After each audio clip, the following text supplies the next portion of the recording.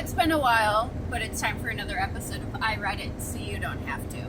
So today we are touching on my most recent book that I just finished up and I absolutely loved, The Secret Book of Flora by Patty Callahan Henry.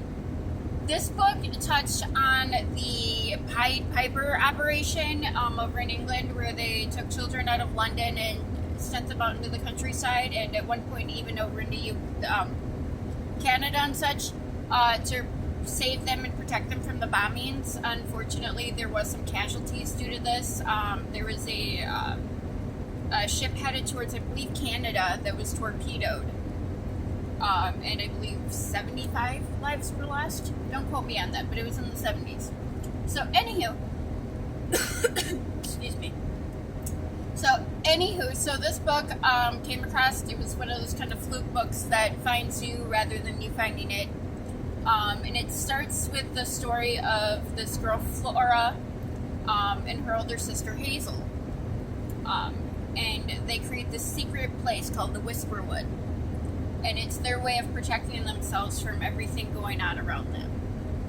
And like so many other children, they got brought into Operation Pied Piper, and they were sent out into the countryside. And they were set up with this wonderful, lovely family, Bridie and Henry Aberdeen. And Whisperwood follows them there, and it becomes this safe haven, this refuge for these girls, until one day the younger one, Flora, goes missing. Fast forward 20 years later, Hazel just got a job at Sotheby's, and it's her last day at the bookstore, and she finds a book, and it's talking about Whisperwood. So she's been at the place, that she's been working at now for years. It's her last day there, and she opts to bring this package with these first edition illustrations with her, because nobody knows about Whisperwood but Flora and Hazel. So this means that her sister might have survived. Her sister might still be alive.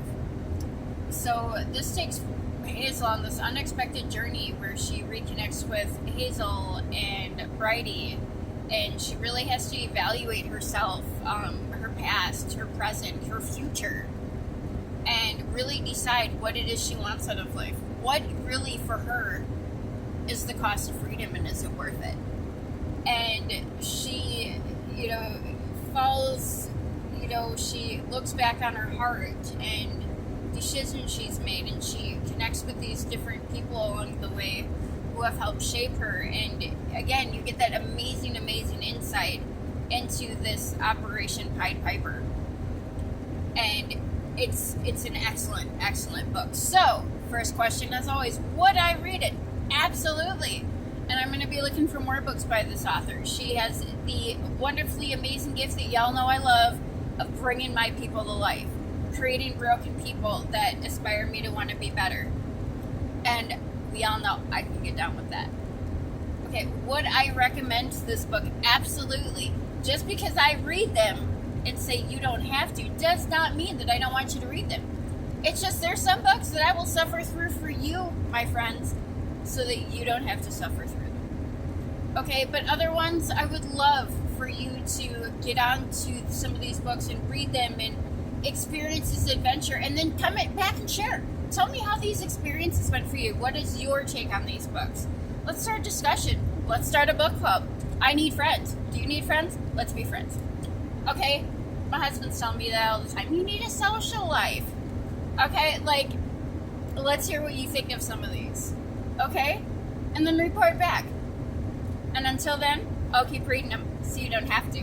Have a great day, everybody.